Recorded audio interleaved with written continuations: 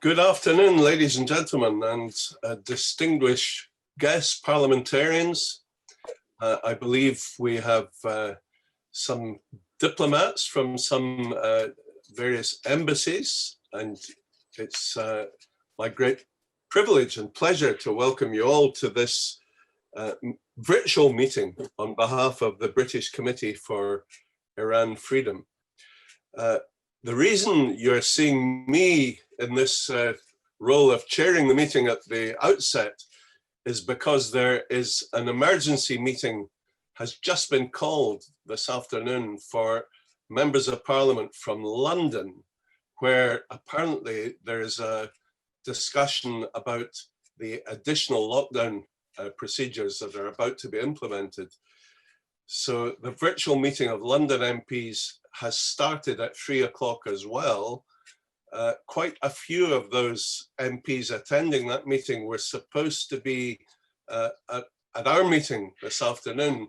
We hope that they will still be able to join us later, but in the meantime, you will have to put up with me, I regret to say, but it's a great pleasure to be with you today.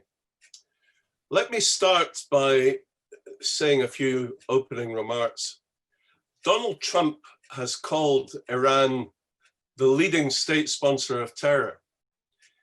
In July 2019, America imposed sanctions on Mohammad Javad Zarif, the Iranian foreign minister.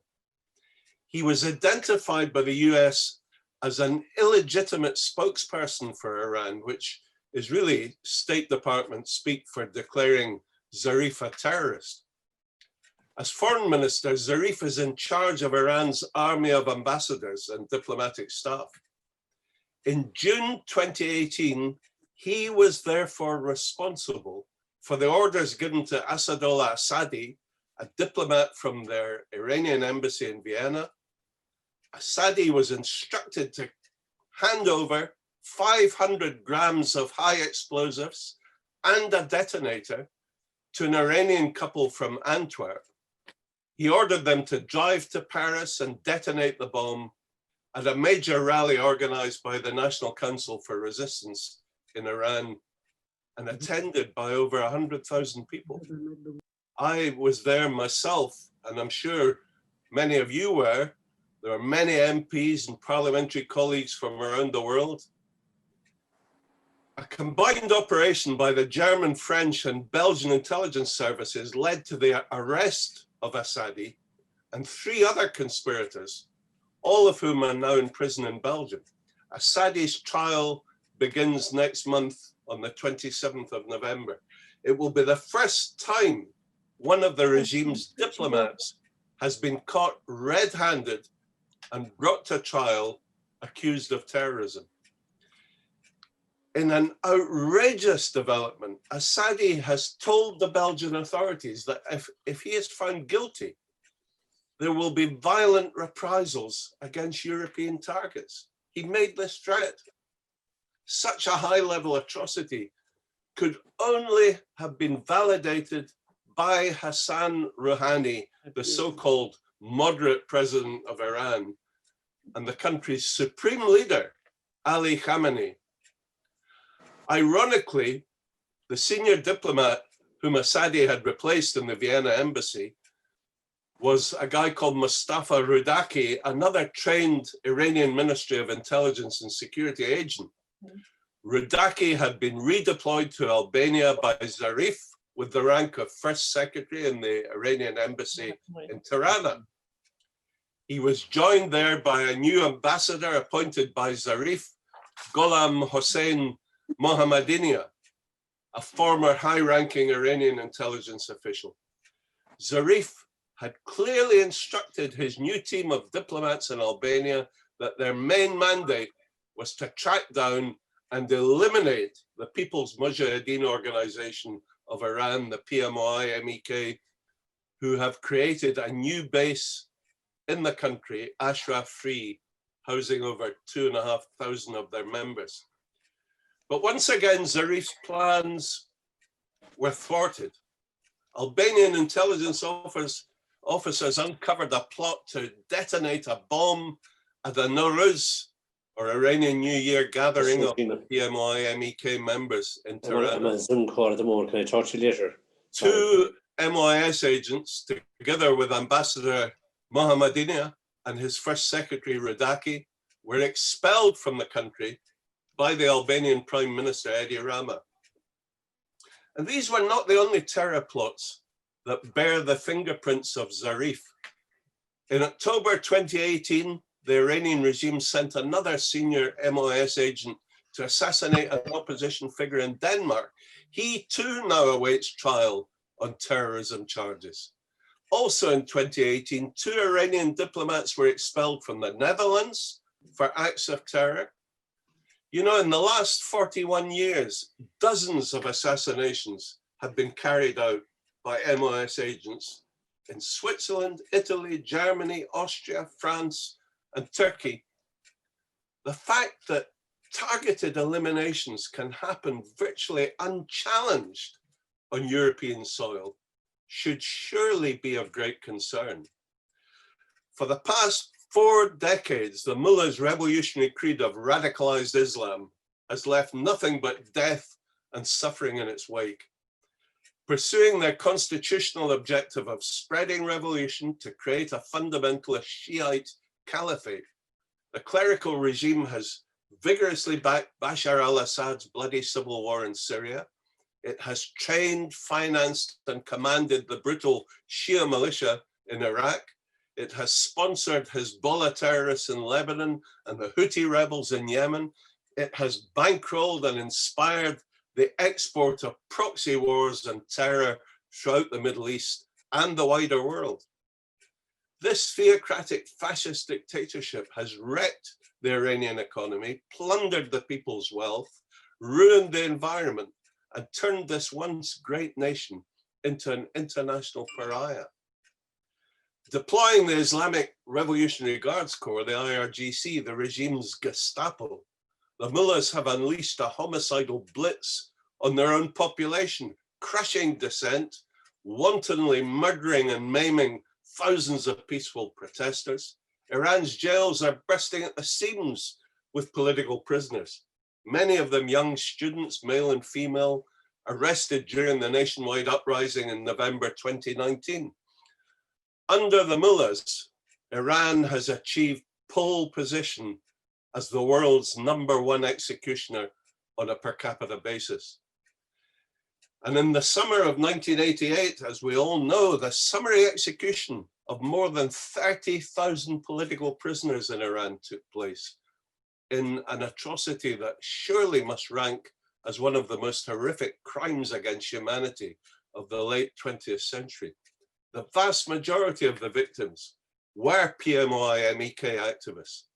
The mass executions in jails across Iran were carried out on the basis of a fatwa by the regime's then supreme leader, Khomeini. You know, many of the key executioners from that time are now in positions of power in Iran. Ali Reza Avai, one of the most brutal murderers of political prisoners in 1988, is now Rouhani's Minister of Justice.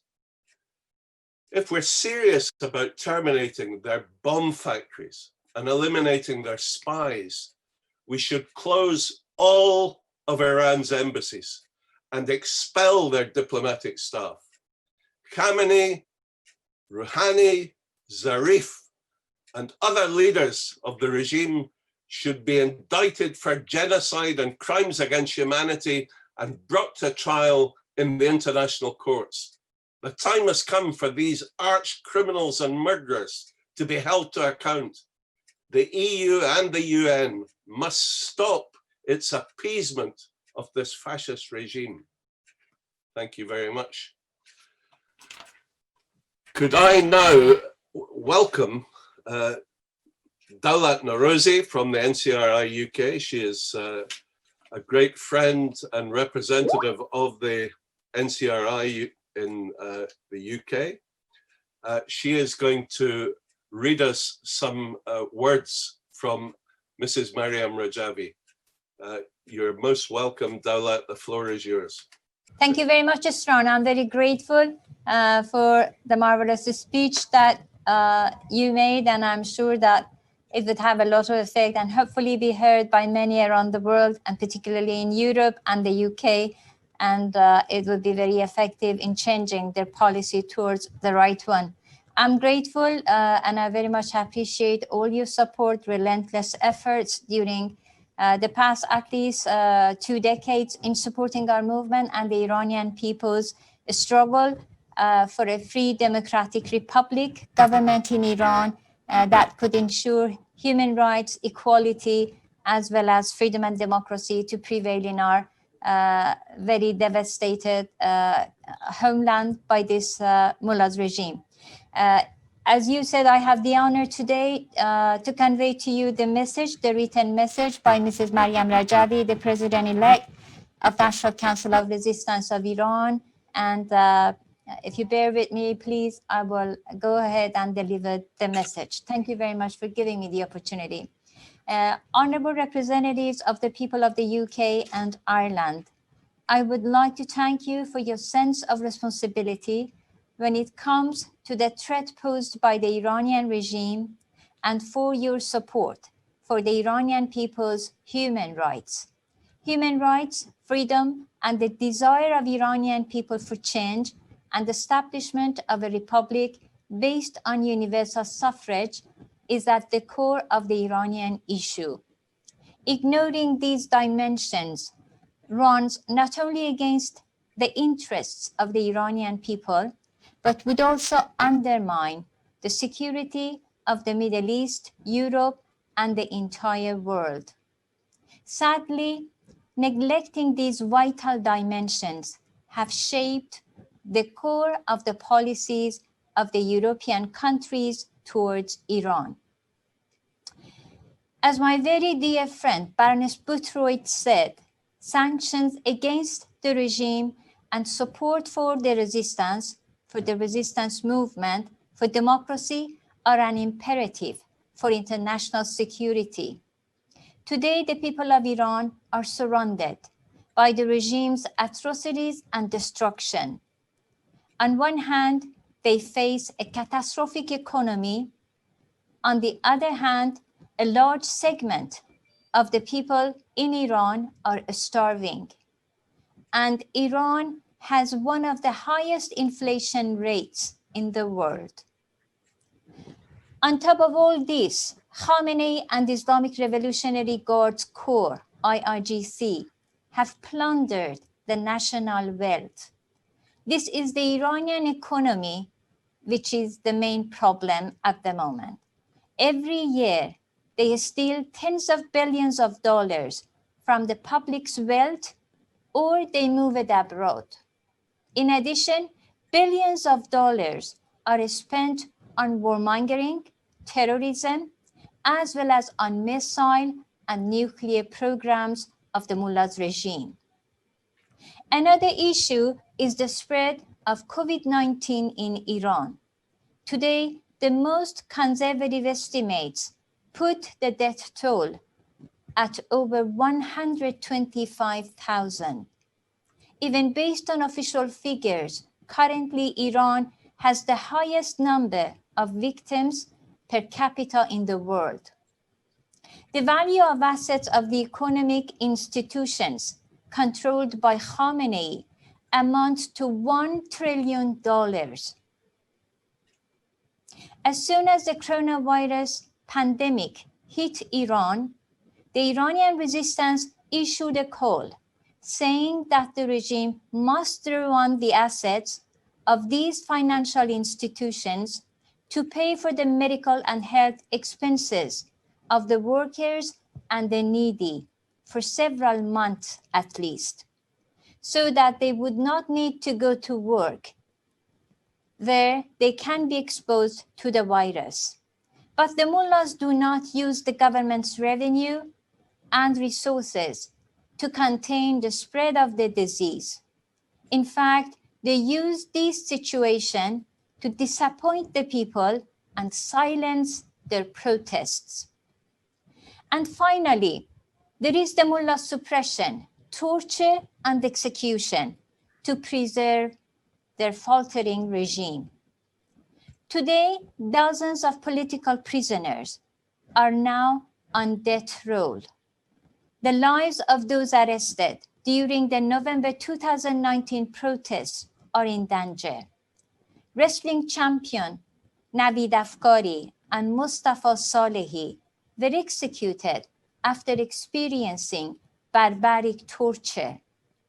Recently, after the passing of Persian music maestro Mohammad Reza Shajarian, people chanted in the streets that his spirit will never die. It is rather the dictator who must die. Since December 2017, 5 major uprisings have erupted against this regime throughout Iran. By killing at least 1,500 of our youth and arresting at least over 12,000 people, Khamenei tried to suppress the November 2019 uprising.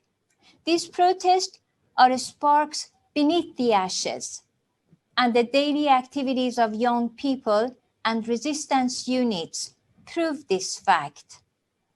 This explains why the mullahs have resorted to further terrorism abroad, particularly in Europe. On late June 2018, an official diplomat of the regime, Assadollah Assadi, the third secretary of the regime in the Austrian embassy, handed over explosives to terrorist cell to carry out a massive bombing at one of NCRI's big gathering in Paris, the Grand Gathering in Villepinte, at the heart of Europe. He is now in jail in Belgium, awaiting his trial. This operation was planned to take place 2 years ago at the annual gathering of the Iranian resistance in Paris, where hundreds of personalities, including dozens of members of parliament and dignitaries from the UK, participated. Recently, news agencies revealed that the regime's diplomat-terrorist warned Belgium during his interrogation that if he is found guilty, armed groups in Iraq, Lebanon, Yemen, and Syria will retaliate against Belgium. Indeed, it is the policy of appeasement that has emboldened the regime and has given them free rein to conduct terrorism abroad and carry out suppression at home, the main 2 pillars that the regime continued its survival over those 2. Dear friends, today the mullahs are at their weakest possible point.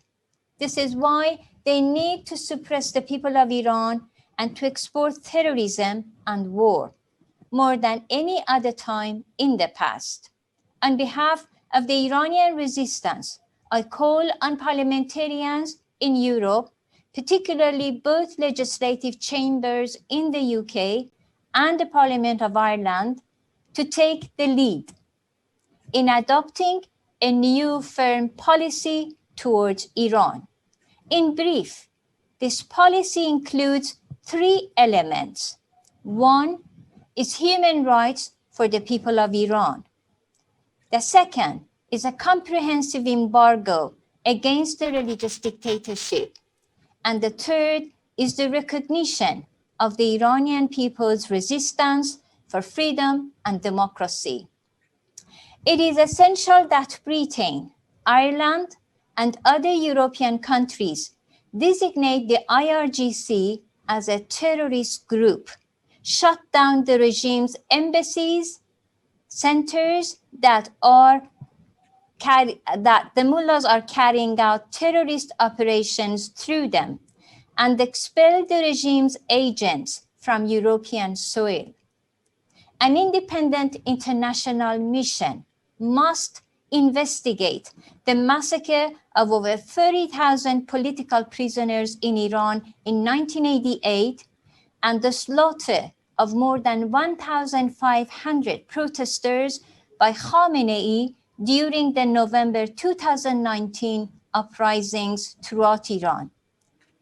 The mission must also investigate the condition of prisons and prisoners in Iran, particularly the conditions of political prisoners. We demand the release of all political prisoners and protesters. The dossier of the massacre of 1988 and the November 2019 uprising must be sent to the United Nations Security Council in order to make appropriate measures to condemn the regime and to force them face justice. Impunity for Khamenei and other leaders of this regime should no longer be tolerated. They must face justice. Thank you all very much for listening to me. Thank you very much, my dear friends and colleagues back in the UK. Me and the Iranian community in the UK are very much grateful to many years of your support and work in order to help us to achieve their objective. I would be grateful at the moment that we all know the sessions of the United Nations General Assembly are taking place in New York in the United States. If you would kindly make your most effort to have contact with either the Foreign Office and the embassies of the permanent mission of your countries in the United Nations in New York, in order to strongly condemn the atrocities committed by that regime, particularly the 1988 massacre, and that we are very much hoping that they will really take a lead in order to accommodate formation of an international independent mission in order to investigate the extent of the crimes committed against humanity in Iran, both in 1988 as well as during the murder of 1,500 protesters in Iran in 2019. And again, we are very grateful to you exerting the maximum pressure for reimposition of 6 resolutions that was already adopted by the UN Security Council to bring back sanctions, comprehensive sanctions against this regime.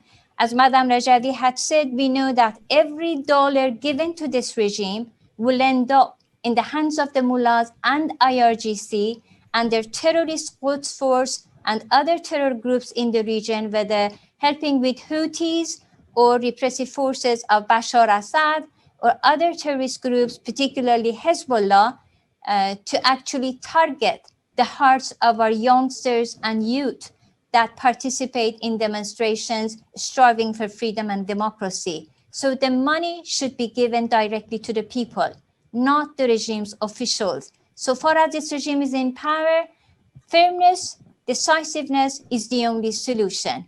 Don't give any money to this regime and do not accommodate this very repressive dictatorship to continue the reign of terror in Iran and outside Iran. Thank you very much and very grateful to all your support. Thank you so much, Daulat. That was inspiring words from Mrs. Rajavi. Please pass on our great thanks to Mrs. Rajavi, and also thanks to yourself.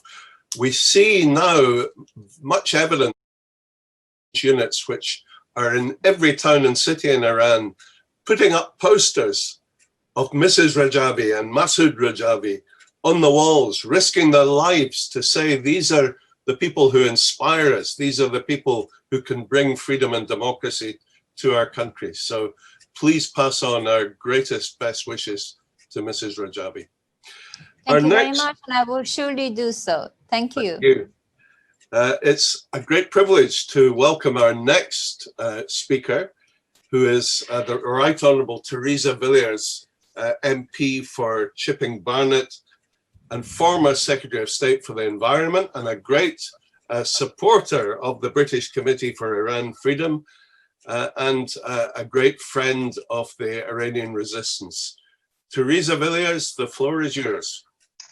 Thank you, Stephen. Well, it's a great privilege for me to be able to take part in this important event this afternoon. As Struan has said, I've taken a long-standing interest in the human rights situation in Iran, and I'm afraid there can be no doubt that Iran's theocratic dictatorship is widely recognised as well as leading state sponsor of terrorism. That was expressly acknowledged by the Vice President of the United States, Mike Pence. And this is a point I've spoken out on in Parliament following representations by my British Iranian constituents. Since its inception, the theocratic regime has maintained its grip on power, both through using internal repression within the country, but also via the spread of extremism and hatred and state terrorism abroad. Both of these are a key part of their approach to staying in power.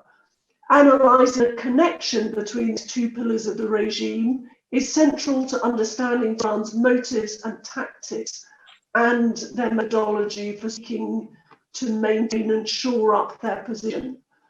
As Struan has said, the regime is heavily involved in fostering instability and conflict and terrorism in Syria, Lebanon, Iraq, Yemen, and Gaza.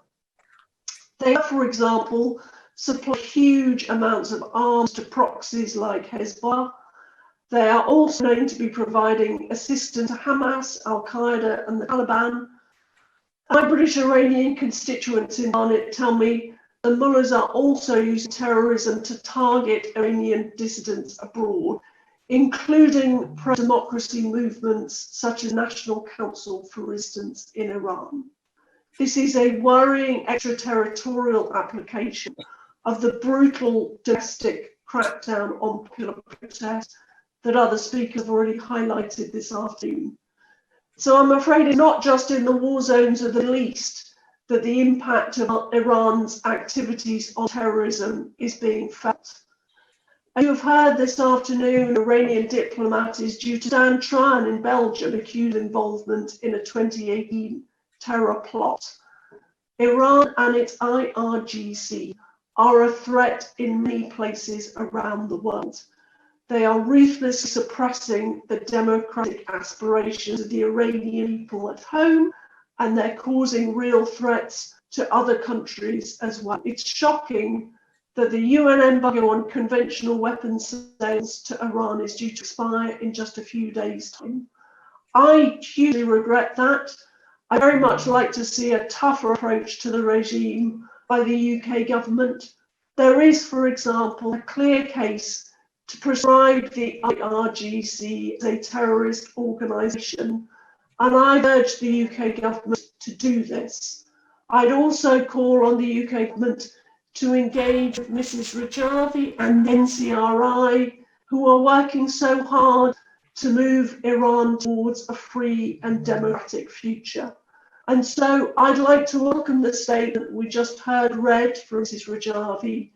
I think it gives, I hope that it would give hope of the future, whilst the situation in Iran is very grave and the people there are suffering greatly. I hope that sometime soon we will see reform, we will see democracy, we will see respect for human rights in Iran, and to give it a free and democratic future that people want and that they deserve. Thank you. Thanks so much, Teresa, and thank you for all your help over many years for the Iranian resistance. I thoroughly agree with you that I wish Britain would list the IRGC as a terrorist organization. America has already done so. I don't see why Europe doesn't follow suit, and Britain should certainly do so as well. But thanks so much for your remarks. Can I now introduce our next speaker, another great friend of the British Committee for Iran Freedom. It's Toby Perkins MP, who's a Labour Member of Parliament for Chesterfield, and also he is the Shadow Minister of Education. Toby Perkins, the floor is yours. Well, thank you very much indeed, Struan, and thank you also for your inspirational speech at the start of this contribution, which I think set the tone very well. And like you, I was inspired and hope people across Iran also will be inspired by the words we heard from Maryam Rajavi earlier. And she should know that she has many, many admirers in the United Kingdom who want to see her here speaking to us in the United Kingdom, and also look forward to the day when she will be able to walk freely and lead the people of Iran. I send my solidarity to everyone watching this event across Iran and displaced Iranians around the world living in exile who desperately hope that one day they will be able to walk freely down the streets in Tehran. And just this week, I raised with the Foreign Secretary, Dominic Raab, the case of the overall torture and human rights abuses of the Iranian regime, and specifically the execution of Navid Afkari, who was forced to confess under torture to the murder of an IGRC official during the protests in 2008, and who was, despite the opposition of decent people across the world, executed recently. The Iranian regime has historically used terrorist attacks and assassination against Iranian dissidents in Europe and killed members of the NCRI in Switzerland, in Italy, and in Turkey. The terrorism against the Iranian resistance is the other side of the regime's internal repression and aims to eliminate any credible and democratic opposition to this regime. In the summer of 2018, we know that the regime in Iran attempted to bomb the gathering of the NCRI in Paris, which was held in support of a free and democratic Iran. And the bombing plot came as a new wave of popular protests erupted across Iran, which the regime said the Iranian resistance organized for and planned in months. The regime in Iran targets the Iranian resistance because Maryam Rajavi has a democratic platform for the future of Iran, which is gaining increasing support and recognition in Iran and internationally, and because the NCRI is playing a crucial role in exposing the regime's human rights violations, their terrorist activities, and their illicit nuclear program. The bombing plot in Paris was foiled, and after close cooperation between security agencies and police across France, Germany, and Belgium. This shows that there must be a coordinated European response based on firmness to counter the regime's terrorism. I agree with what's already been said by Teresa Villiers and others, that necessary steps in this regard is to designate Iran's regime's leaders and institutions like the IRGC and Ministry of Intelligence as terrorist organisations. But the UK government must abandon a policy of appeasement for a policy of maximum pressure and firmness that recognises and supports the democratic alternative presented by the NCRI and backs the democratic aspirations of the Iranian people for change. I urge Dominic Raab just this week to increase the pressure and to increase the condemnation of the UK government for the role of Iran in human rights abuses within Iran, but also for the malicious and malignant role that it plays across the wider Middle East.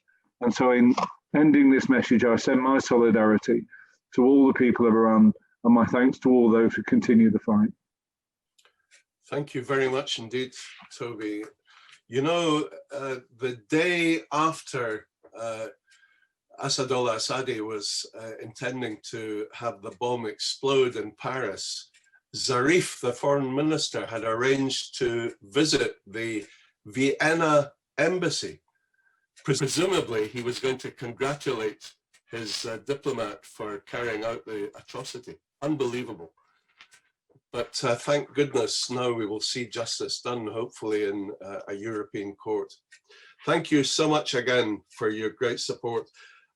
Can I now welcome the opportunity to have a look at a short clip that our colleagues in Albania have, in Ashraf, have made about the regime's terrorist activities.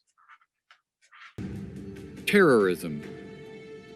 In March 2018, the Iranian regime tried to truck bomb the annual New Year celebration of MEK members in Tirana, Albania, where thousands of its members reside.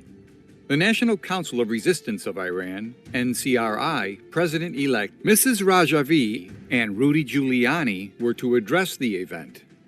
Tehran had dispatched 2 Iranians posing as journalists to plan the attack, who were arrested there by foiling the plot. Albania subsequently expelled the Iranian ambassador and the intelligence station chief for their role in the terror plot.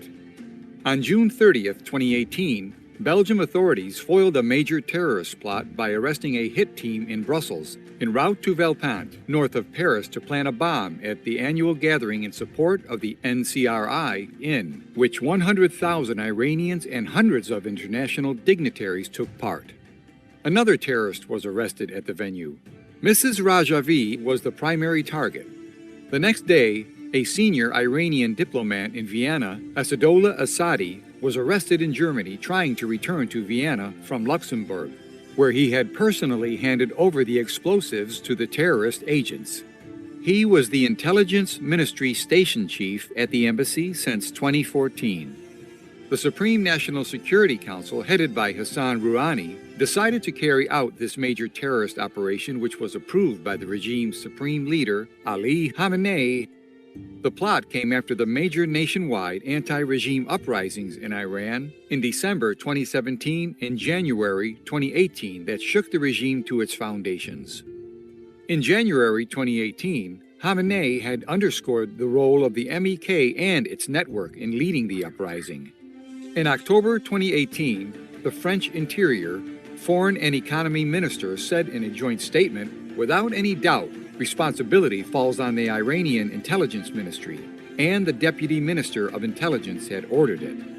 In January 2019, the EU placed part of the Iranian Intelligence Ministry and 2 of its senior officials on its sanctions list. In July 2020, a court in Antwerp, Belgium, upheld the federal prosecutor's indictment against Assadi and his 3 accomplices. Their trial, the first against an accredited diplomat on terrorist charges, is scheduled for November 27, 2020. Reports from the German, Dutch, and other European security agencies confirm that Iran regime's embassies have long been participating actively in terrorism and espionage against the NCRI. Indeed, an EU Council of Ministers declaration issued in April 1997 called for the expulsion of the mullahs intelligence agents from Europe. Okay, thank you very much for that interesting film. That certainly brings us up to date on the situation regarding the Iranian regime's sponsorship of terrorism. It's my pleasure now to welcome to join us Bob Blackman, who is the Conservative MP for Harrow East and also a great friend and supporter of long-standing of the Iranian resistance. Can I give the floor to Bob Blackman, please? Well, thank you, Mr. Chairman, for that kind introduction. And dear friends and colleagues, it's a pleasure to join with you today for this very important conference. As some people will know, I'm personally involved and interested in this case against the arrested Iranian diplomat Assadi, because I'm one of those who's filed a complaint against the Iranian regime for its role in the terror plot as a third party in the court in Belgium. In September 2018, I took part in a press conference in London to warn about the surge in the Iranian regime's terrorist activities in Europe that I'm sure are being discussed before I spoke and will be discussed later today.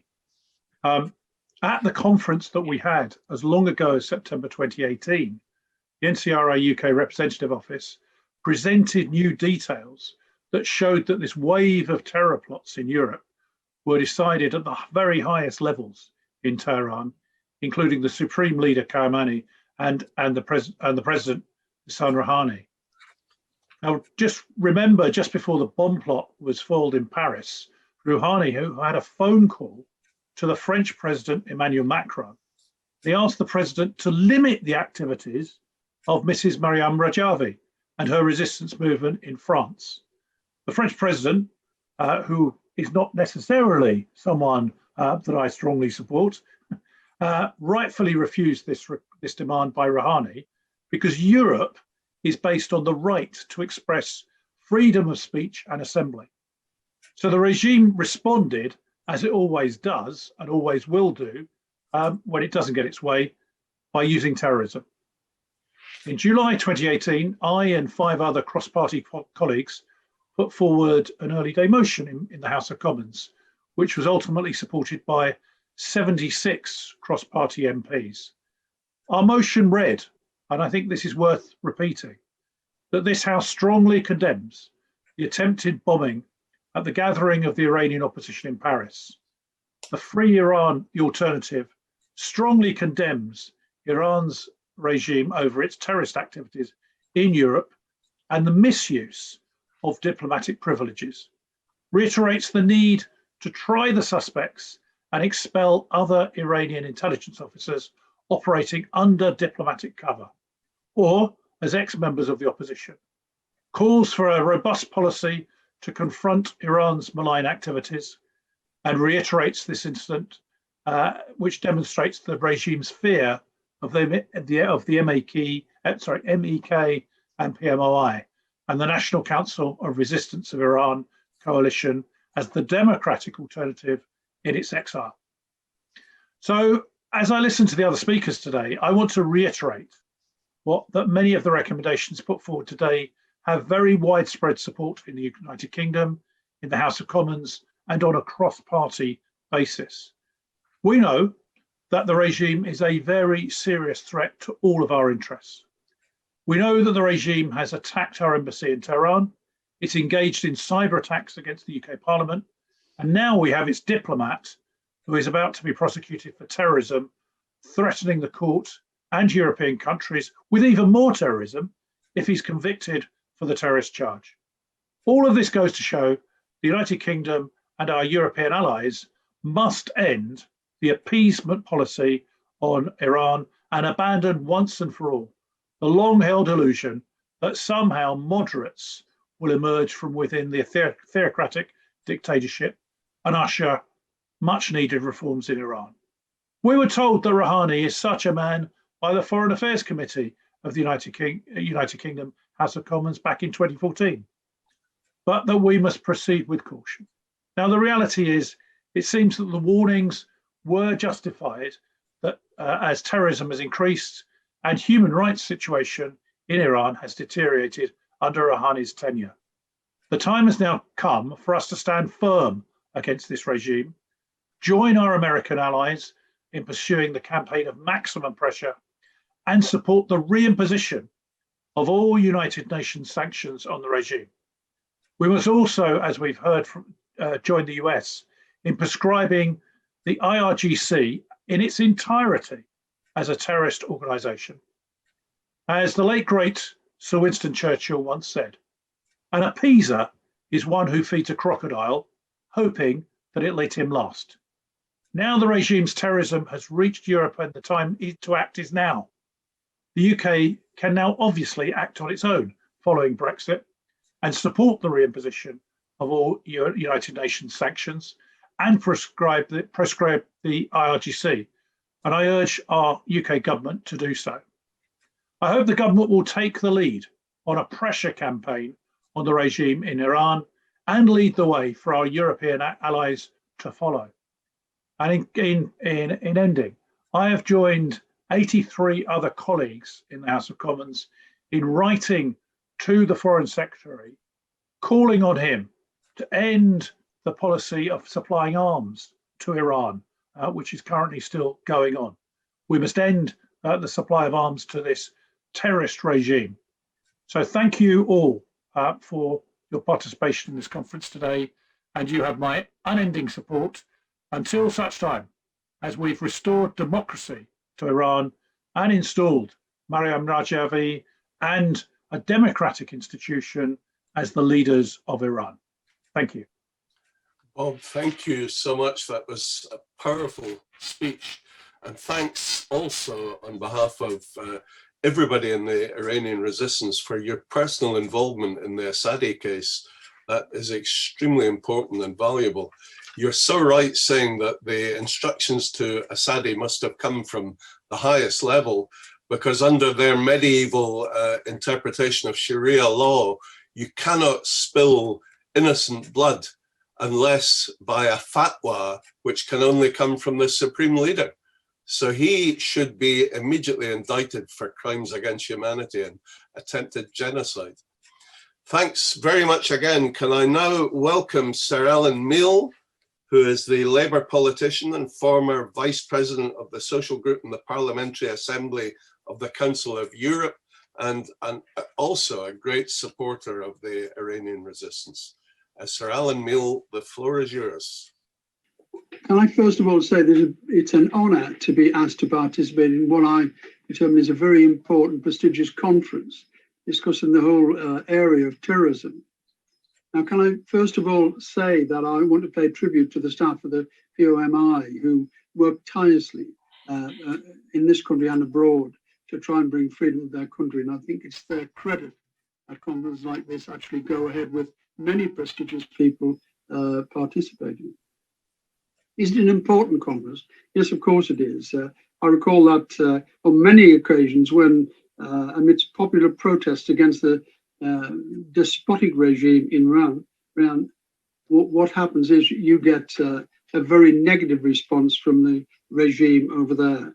I find it incredible in a free world that our countries tend to participate with governments like this who pay no regard whatsoever to dialogue, but rather to fear and terrorism on their doorstep of their own people. I recall once, a few years ago, I think it was in 2009, when an important event took place, and instead of dialogue, we had then the government of Iran ordering the mortaring and rockets being fired against innocent civilians, in particular, many of those in Camp Ashraf. Now, unfortunately, in response to that, despicably, I should say, the international community once again turned a blind eye to these acts of terrorism themselves. What's more, they actually readily acquiesced to the regime because of their own self-interests. And needless to say, and thankfully, many governments have moved away from that kind of action, but nevertheless, there are many still doing it. I'm pleased to say that this sense of force from the regime in Iran hasn't worked at all. It's failed. It's failed in particular the dissent that's taken place in that country against the regime. For instance, the best way to show that is to look at what is happening in Iran recently, and including today. There are on average 12 strikes a day in Iran, protests, dissidents coming out in the streets in every major town and city throughout Iran. And that's all credible. It just proves one thing, that the Iranian regime are not winning the quest for the hearts and minds of the public. So, ladies and gentlemen, we're here, the regime continues the rule of terror. Now, I just recall last November, at least 1,500 protesters were killed and thousands of others were actually tortured, received death sentences or sacked from their jobs and displaced from their families and communities. Now, not so long ago, the regime ordered one of its own diplomats to participate in an attempted bombing of the annual gathering of the opposition Iranians in Paris. Indeed, I think I was there on this occasion.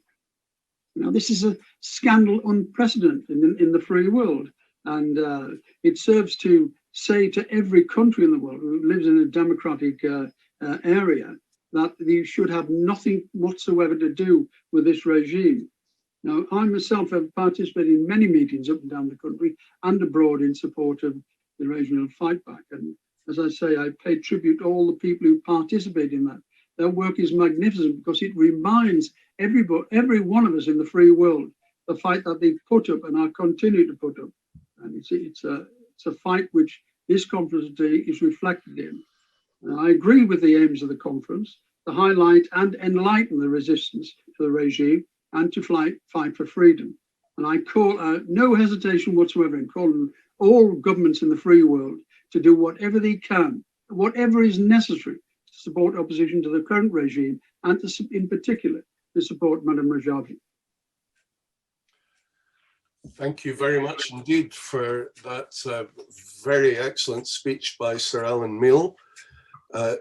He, like many of us, was present at Villepinte when the attempted bomb attack was going to take place. I think all of us should wear that as a badge of honor. They used to tell us that the resistance were insignificant, that we were people who had no support within Iran itself. Then we discover that they're trying to blow us up when we have an annual conference. So clearly, we are not insignificant. The next speaker is my very good friend, Anthea McIntyre. She's a member of the Conservative Party. She served, as I did, as a member of the European Parliament for the West Midlands from 2011 to 2020. I should correct that. I didn't serve as a member for the West Midlands. I served as a member for Scotland. But Anthea, great friend, great supporter of long-standing of the resistance. The floor is yours. Well, thank you so much, Struan. And it's a great honour for me to be joining such distinguished colleagues this afternoon. And I'm particularly aware of how much work you, Struan, have put into this campaign and what you have done for the people of Iran. So I think you're a great standard to follow. I particularly want to pay tribute to the women of Iran. They are really playing a very active and prominent role in the popular protests, which of course are ongoing. Women are really in the forefront of these protests. They're challenging the regime's misogynist and repressive policies. And just by their active participation in civil disobedience, they really are a driving force for change in Iran. And they've been given a platform, and they're inspired by the NCRI president-elect, Maryam Rajavi, a lady for whom I have enormous respect. She has done so much, and she is leading the Iranian resistance movement, a movement that embraces and encourages the leadership role of women. And the NCRI is in such stark contrast to this ghastly theocratic dictatorship in Iran, which has really tried to reduce women to second-class citizens. And of course, that is why the regime sees the NCRI and Madam Rajavi as a serious threat to its survival, especially as these popular protests are continuing in the country. So the regime desperately hopes to eliminate this source of inspiration for Iranian women. And as has been mentioned already several times this afternoon, we've seen its terrorist operations against the NCRI's gatherings abroad, both in Paris in June 2018 and in Albania earlier the same year. And at the same time, the regime is cracking down heavily and brutally on the protests in Iran. A recent report by Amnesty International revealed that more than 7,000 men, women, and children were arrested in connection with the nationwide protests in 2019. And it says the Iranian authorities have committed further widespread patterns of serious human rights violations. These include many forms of torture, beatings, mock executions, waterboarding, sexual violence, floggings, electric shocks, the forced administration of chemical substances, and the deprivation of medical care. In addition to this, hundreds of people have been subjected to grossly unfair trials on baseless, trumped-up national security charges. And we've also seen death sentences handed down on the basis of so-called confessions obtained through torture. So given the gravity of the violations perpetrated and the systematic impunity that prevails in Iran, Amnesty International is renewing its call on member states of the UN Human Rights Council to mandate a UN-led inquiry into the violations, with, of course, the view to ensuring accountability and guarantees of no repetition. The UK government and other European countries, and I want to include here also the European Union, who have an appalling record of supporting the Iranian regime. They must all heed this call. They must take the regime's human rights violations seriously and the regime's state terrorism against Iranian dissidents in Europe, which of course are related issues.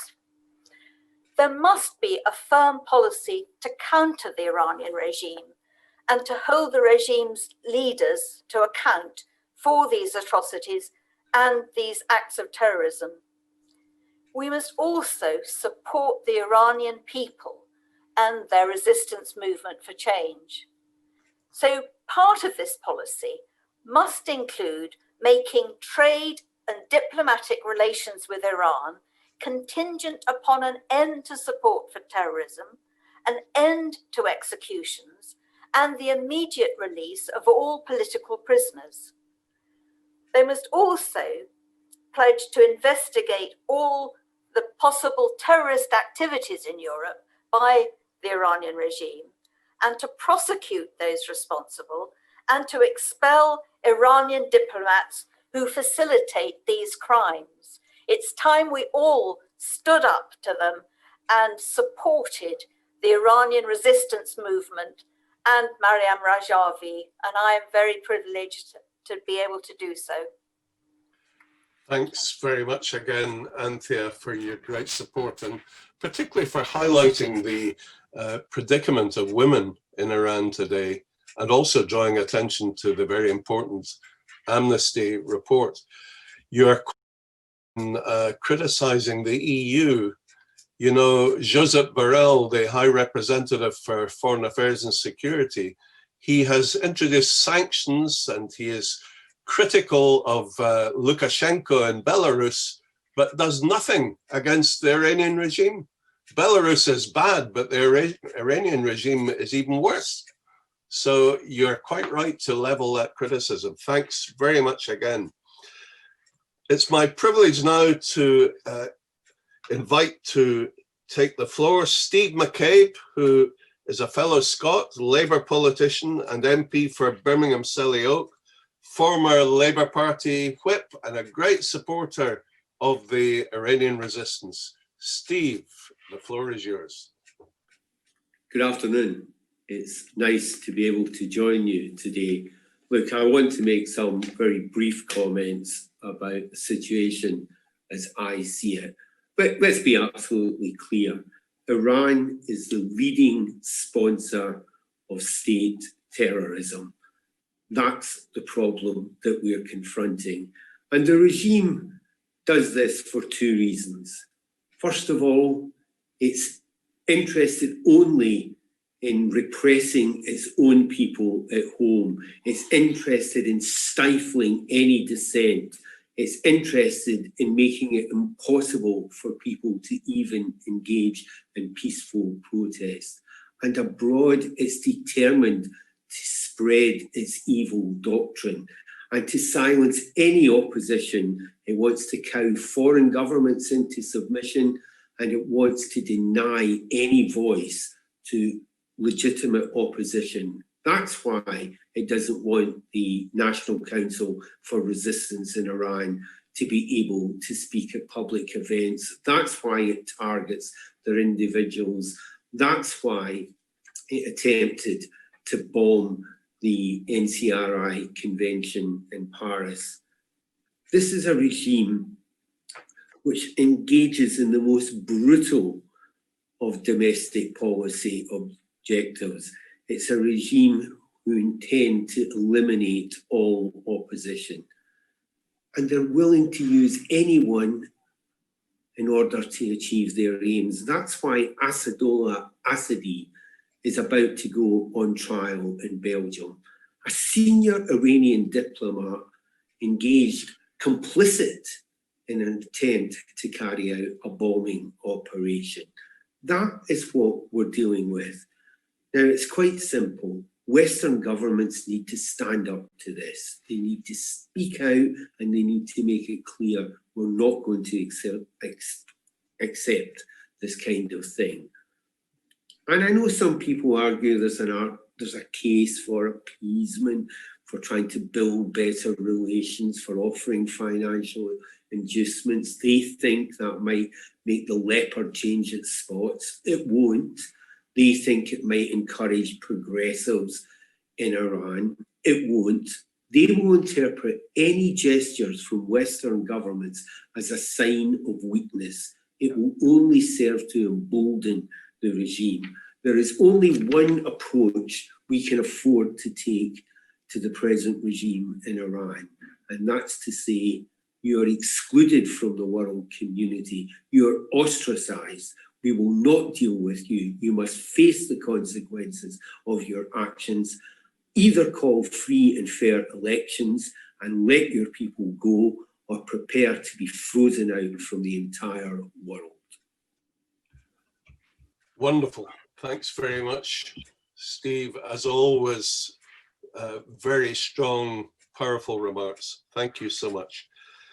It's now my pleasure to introduce this afternoon one of our stalwarts in the upper house, who's a great friend of the Iranian resistance, Lord Alton of Liverpool. And I give the floor to Lord Alton. David. Colleagues and friends, it's great to be with you today for this important conference on Iran. Once again, it gives us the opportunity to shine a light on the egregious criminality of the Iranian ruling elites. As recently as September the 2nd, we were reminded of the regime's systematic brutality and ruthlessness when Amnesty International published its investigative report into the actions of the Iranian authorities since the nationwide popular protests in Iran just 1 year ago. We now know thousands were arrested, including women and children, and that they were subjected to widespread torture, including floggings, electric shocks, stress positions, mock executions, waterboarding, sexual violence, forced administration of chemical substances, and the deprivation of medical care.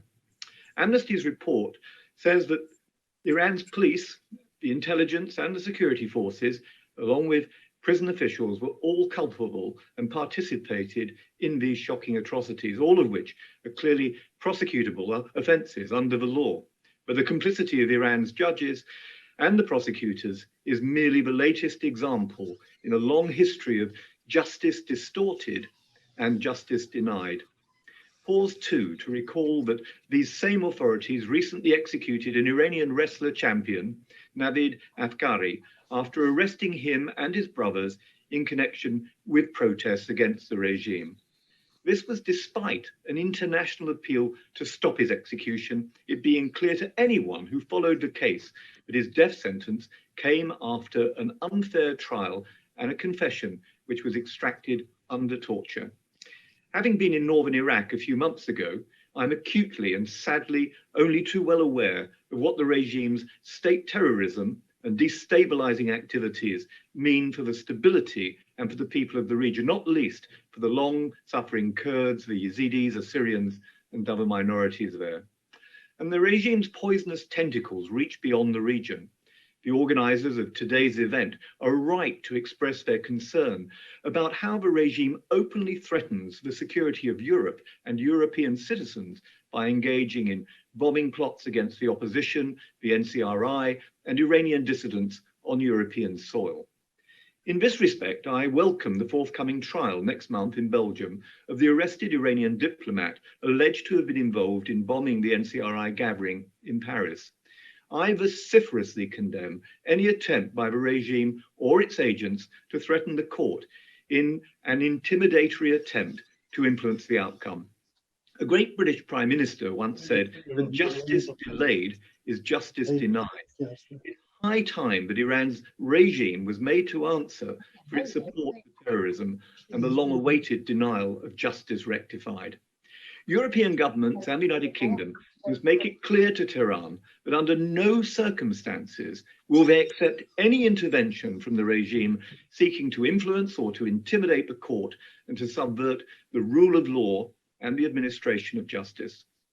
Since 2018, the surge of Iran-backed terrorism against Iranian dissidents in Europe and the reports of the widespread use of torture and execution against those protesting against the regime to which I've referred underlines the need for the United Kingdom government to refer the regime's appalling violations of human rights to the United Nations Security Council and to designate the leaders of this regime as perpetrators of crimes against humanity and sponsors of terrorism. At a very minimum, the United Kingdom should be seeking a referral and a preliminary investigation by the International Criminal Court. If that is vetoed and blocked by other Security Council permanent members fearful of having a light shined on their own violations of human rights, we should lead the way in establishing a regional tribunal to bring those to justice who've been responsible for the brutality and for the use of state terrorism and these attempts to silence all opposition. The United Kingdom should also work with the United States to maximize pressure on Iran and use our new global human rights legislation to impose targeted sanctions on officials and leaders of the clerical regime, just as the UK government recently did in Belarus. The Iranian people are the ones who decide the future of their country, and they have a democratic alternative in the NCRI led by Madam Rajavi and her 10-point democratic platform for a future Iran. We in the UK and Europe must recognize that they stand for principles that we embrace, and we must stand with the people of Iran in their quest for a better future. The same great statesman who said that justice delayed is justice denied also once said, "You cannot fight the future because time is on our side." That is most certainly true for those committed to peaceful democratic change in Iran, and for Iran's regime, the clock is ticking. Thank you for listening. David, thank you so much. You will bring great encouragement to many millions of people in Iran from the things that you have just said. Very powerful remarks. Thank you so much. It's now my great pleasure to invite yet another good friend who I've shared a platform with many times, Senator Jerry Horkin, Fianna Fáil politician from Ireland. Jerry, the floor is yours.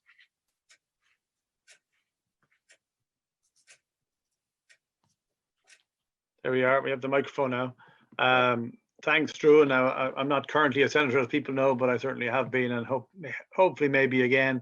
And it's great to see you and all of our colleagues from across both Ireland, my colleague John Perry from Ireland, and indeed many from the UK, many of whom I've met and indeed was in Paris at that event in June 2018. That successful event, despite the best efforts of the regime. And it was wonderful to be there, and it's great. Unfortunately, at the moment, we can't meet physically, but this is the next best alternative. And again, thanks to Hussein and Dowlat and all of the team, both in London and in Paris, and indeed in Camp Ashraf 3 in Albania, who I know do so much in terms of helping facilitate events like this. So hopefully sooner rather than later, we will get the opportunity to meet again, possibly in Albania, or indeed maybe at some point in Tehran, but I won't hold my breath just yet on that. But certainly, colleagues, friends, based on the experience of the last 4 decades, we know that the leniency and appeasement policy towards the Iranian regime has been far from effective. Its record of human rights violations has worsened, its meddling and destruction in other countries in the Middle East, and its own terrorist operations and plots in other parts of the world, including particularly in Europe, have increased. These have all happened due to emboldening the regime to a policy of silence, leniency, and passiveness, where we think that turning a blind eye or hoping that it will improve. Clearly, this policy hasn't worked. It's not just been unsuccessful, but it has been counterproductive. And according to Reuters, Assadollah Assadi, who's been mentioned a number of times already, the regime's diplomat who was imprisoned in Belgium in 2018 for plotting to blow up the gathering at Veal Point, which I mentioned, he warned, as I think Struan, you may have said, he warned Belgian police authorities of possible retaliation by unidentified groups if he is found guilty. Now, we don't want to prejudice any trial that's coming up next month, but I think the evidence is not going to trial without a fair body of evidence behind it. His comments are a blatant attempt to obstruct the course of justice by means of threats of terrorism and blackmail.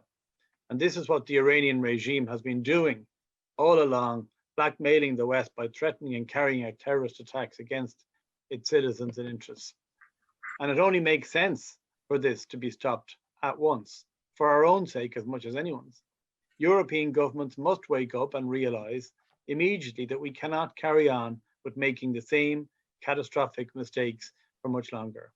Enough of this diplomacy, appeasement, and granting concessions, which have only been unfavorable and detrimental. It's important that we understand what needs to be done to stop such a criminal regime from committing further crimes on European soil, although this is long overdue, but better late than never. So what is our policy, or what should the policy be? It is certainly beyond just talk, condemnation, and words of warning. It requires, as others have mentioned, practical measures and action. Mrs. Rajavi has said the right policy can be summed up in a single word: firmness. That means firmly dispensing with everything that enables the regime's terrorist activity and firmly responding to every single criminal act. This doesn't happen without money either, and we know that the funds must be targeted of those involved. Any embassy of the regime that is involved in terrorism must be closed, and the diplomats and operatives engaged in such acts put on trial.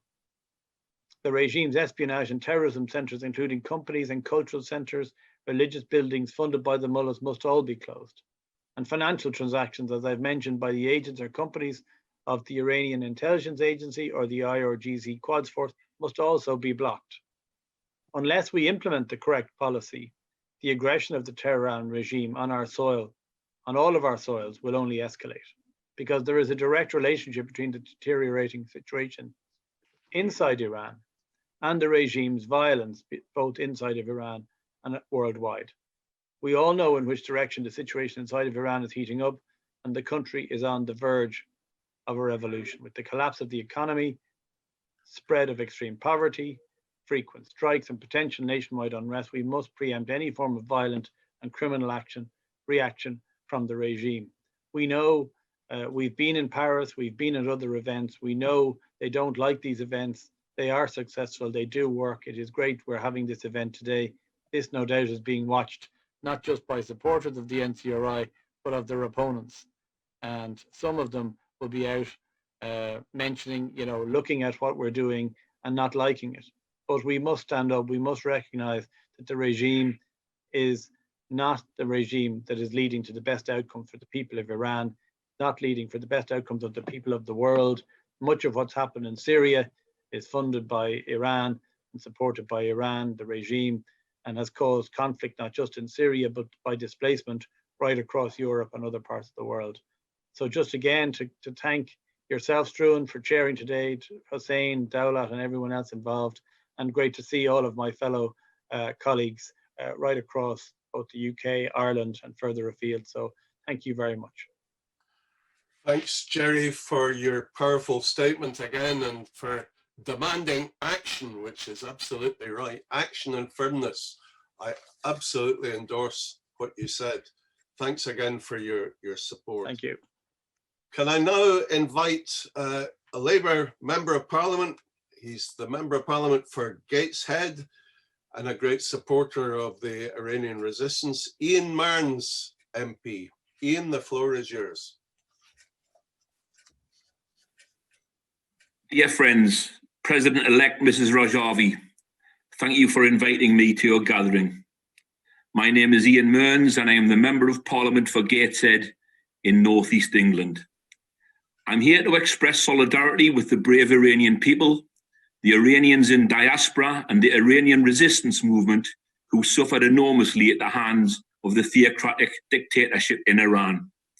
You're at the forefront of a struggle against the oppressive, murderous, barbaric, fundamentalist regime in Iran, which is not only a threat to your future and your country, but also to the entire world with its destabilizing interference across the region and its undoubted support for terrorism. The human rights situation in Iran is frightening. The situation does not need further explanation.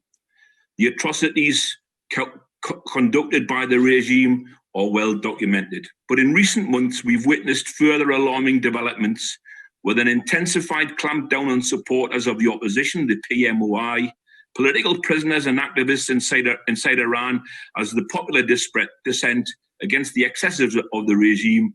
They fear more nationwide protests similar to those that challenged their grip on power in November last year. In the last years, individuals responsible for decades of oppression and atrocities have been moved to greater positions of power. The new Parliament Speaker or the head of judiciary are evidence of that. You are continuing the crucial fight for democracy and your inalienable rights despite the regime's brutality and propaganda campaigns. It is time for the international community to acknowledge this struggle and stand with the people of Iran. That is why I'm calling on the UK government to make sure that the upcoming resolution on human rights in Iran, which has become an annual tradition at the UN General Assembly, must include a provision that demands the establishment of an independent international inquiry into the regime's human rights abuses with the aim of bringing to justice those responsible.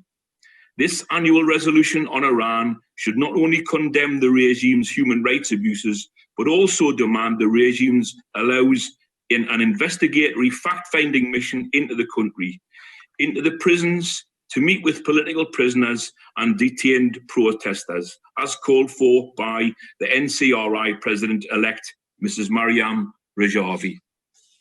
We are meeting online due to the current pandemic, but we are standing with you. Rest assured that my colleagues and I, across parties in the UK Parliament, will continue to petition our government to take real steps to hold the regime to account and to demand accountability, justice and freedom for the people of Iran. Ian, thanks very much indeed. That's great to hear from you, and great that you continue to put such pressure on the government to react and to stop appeasing the Iranian regime. As we know already, we have some really strong supporters in the upper house, none more so, I should say, than my old friend, Lord McGuinness, who is a senior member of the British Committee for Iran Freedom and a long-standing supporter of the Iranian resistance. The floor is yours, Ken. Thank you, Strom. It's always good to be sitting, albeit looking at a TV screen, but able to associate with those who fight for the freedom of Iran. None more so than my dear, dear friend, Mrs. Rajavi.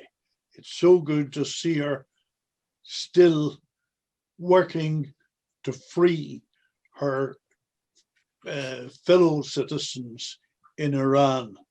I do apologize for appearing slightly late. This product of 1938 is not terribly good at managing Zoom. So I took a little while getting connected. But again, it's a privilege to be with you all and with those who have spoken here today. My big problem since the time of Camp Ashraf, when one had a practical problem to deal with, and where we were able to together to make some progress in that respect. And of course, we are grateful to the Albanians who have hosted those who previously were bombarded within Camp Ashraf. But it's difficult, not least with, I'm sorry to say it, but with my own Foreign Office, with the UK Foreign Office, to make progress that one would like to see. There is that standoffishness that doesn't allow, for example, when one asks questions about the 1988 slaughter of 30,000 Iranian citizens, when one asks questions, we get a puzzled look coming from the minister in the Foreign Office and saying, well, you know, we're not sure, we don't recognize those figures. They haven't been proved. That unwillingness is a huge frustration to those of us who know the truth of that horror. The reality is that, and obviously at a time of this pandemic, we can't press, but I've long been eager to see those very faithful members of the Iranian community within the United Kingdom who do so much, who work so hard. I would like to see them having the privilege of their leader, Madam Rajavi, coming to the United Kingdom and being able to rally them as only she can. Hence, it is an objective for the future. It is something that we must not lose sight of, nor must we allow, I'm sorry to put it like this, but the wishy-washy attitude of the FCO, the Foreign and Commonwealth Office, to dissuade us from achieving that objective. It is through visual and spoken,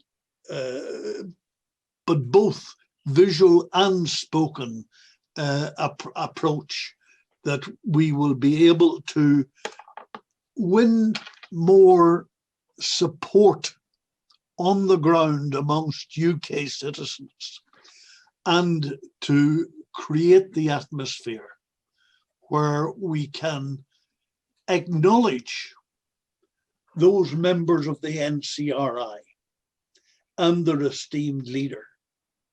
That would be the breakthrough.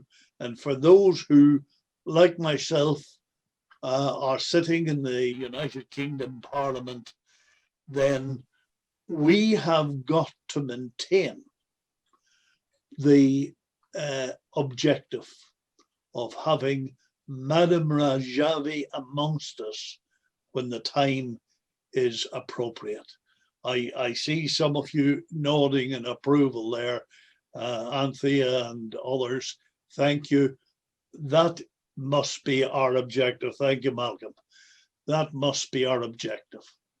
Thank you very much. Thanks very much, Ken. That's, as always, much appreciated. And keeping the pressure up on our own Foreign Office, our own Foreign Minister, equally important. You know, I was appalled when France, Germany, and Britain abstained on the United Nations, the reintroduction of arms sales to Iran. And because of the abstention from Britain, that enabled the arms sales to begin again.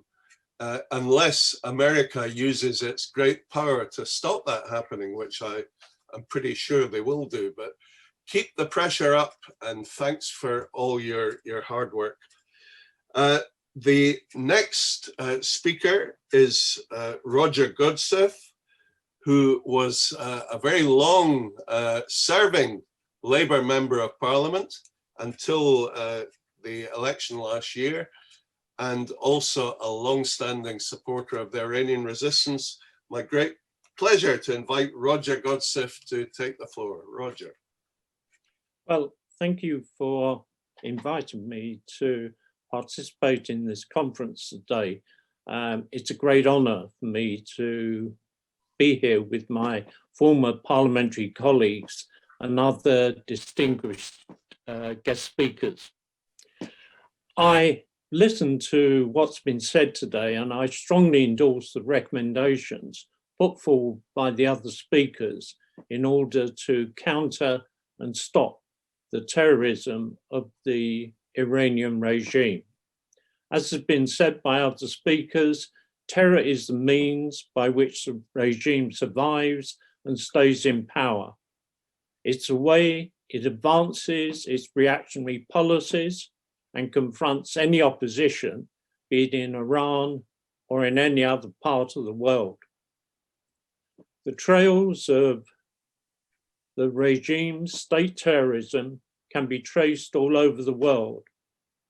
It targets citizens from all over the world, and as we've heard, in recent years, the regime is engaging in attacks against its opponents on European soil with no regard whatsoever for human life.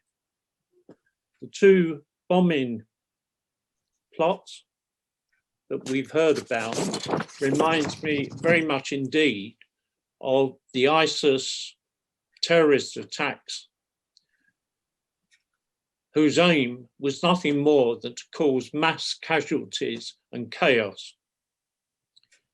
If these plots and attacks have been successful, thousands of people, including ordinary citizens, parliamentarians and dignitaries, some of whom are at this conference today, would all have been killed. And for what reason? Purely and simply because, like the Iranian people, they supported a free and democratic Iran. In other words, the regime's terrorism and suppression are the two sides of the same coin that buys the regime's survival. We cannot allow the regime to succeed in these evil aims.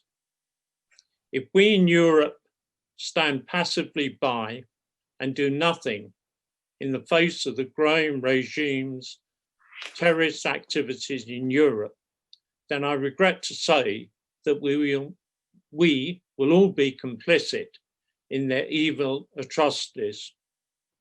If our governments lack political courage to hold the regime to account, then they should look no further than look at the brave Iranian people and the Iranian resistance movements led by Madam Rajavi, who refused to give in to the regime's brutal repression.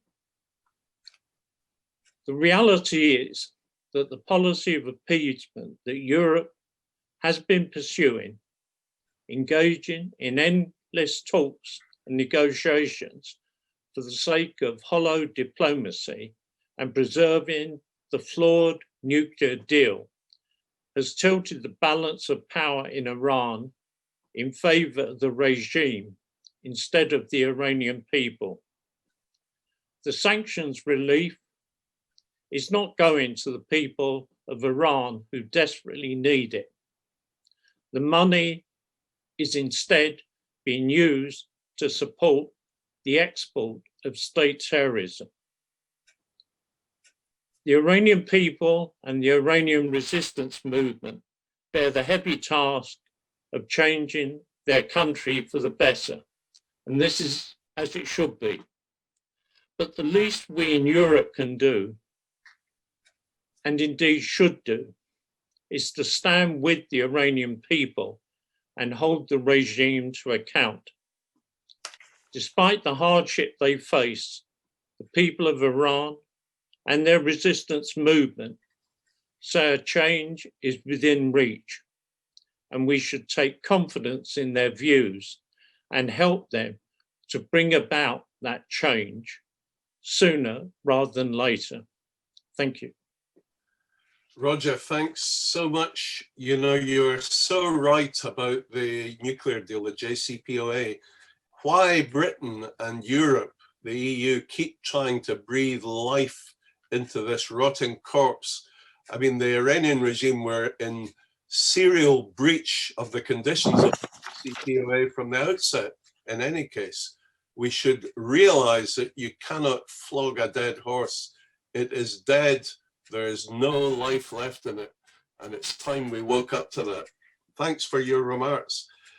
It's now my pleasure to invite yet another great supporter and friend from Ireland, former minister in the Irish government, the Honourable John Perry. John, the floor is yours.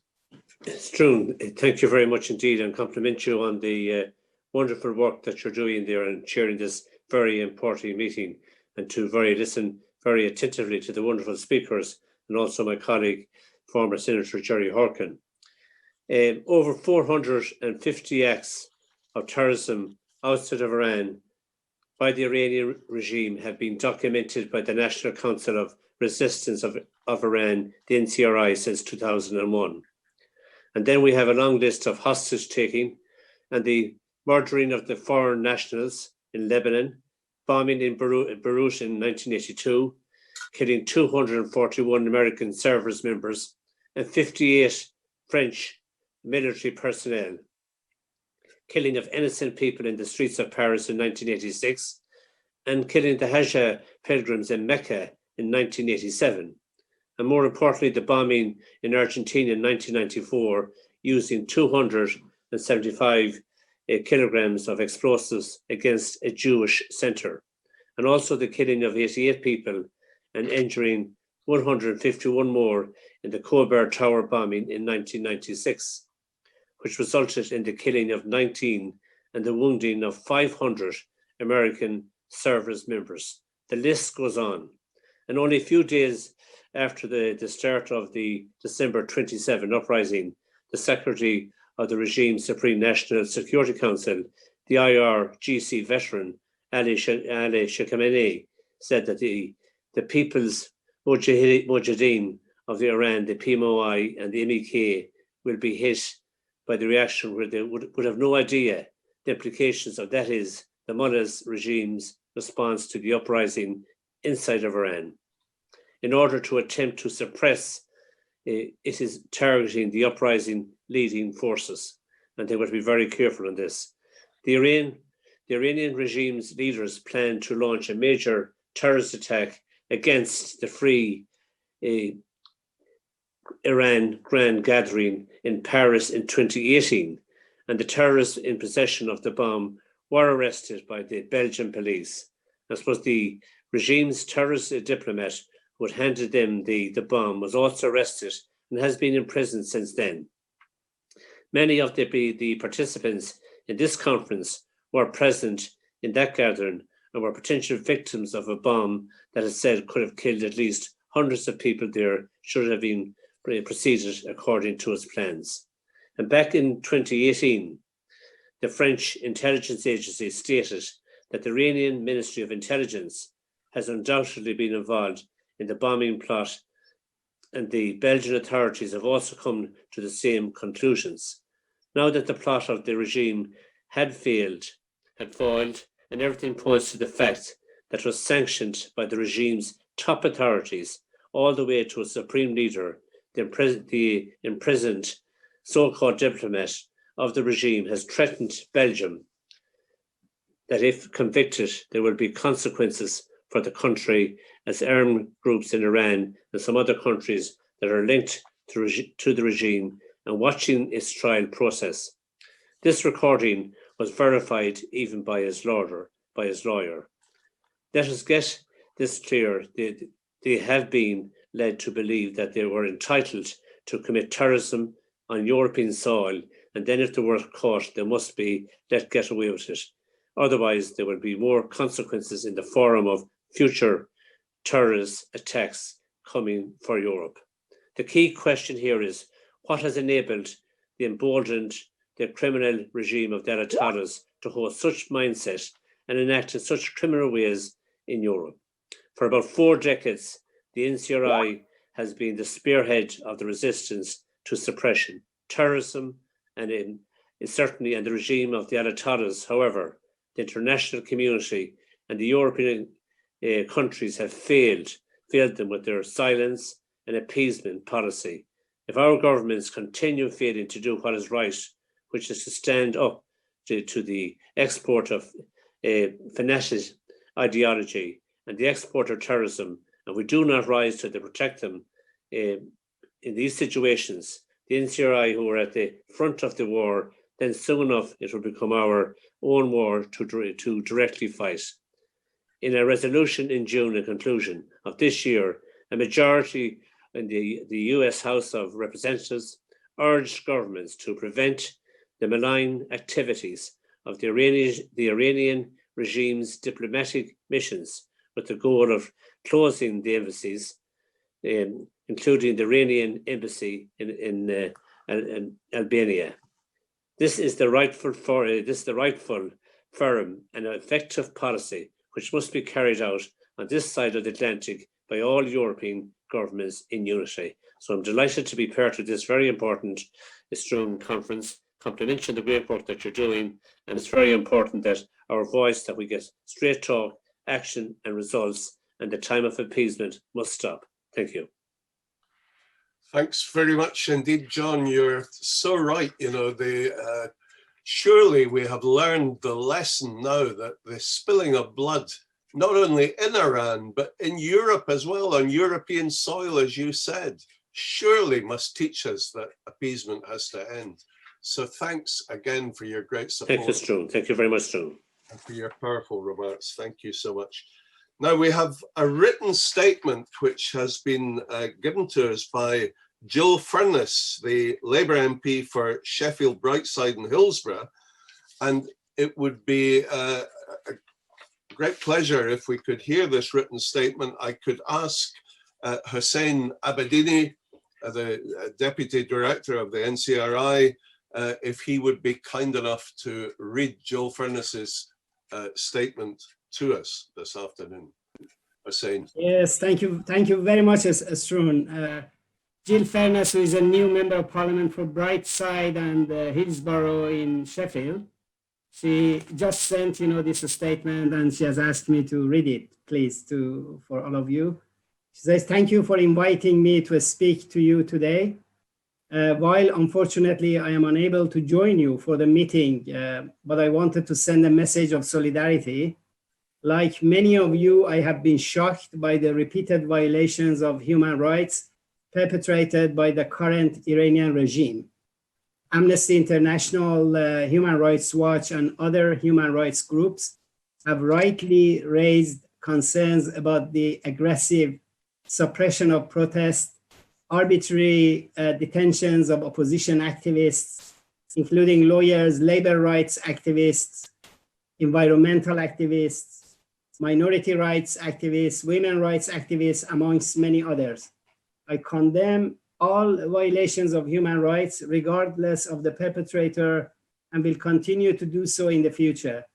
The UK and its allies have an obligation to protect human rights around the world, including calling for the release of political prisoners in Iran.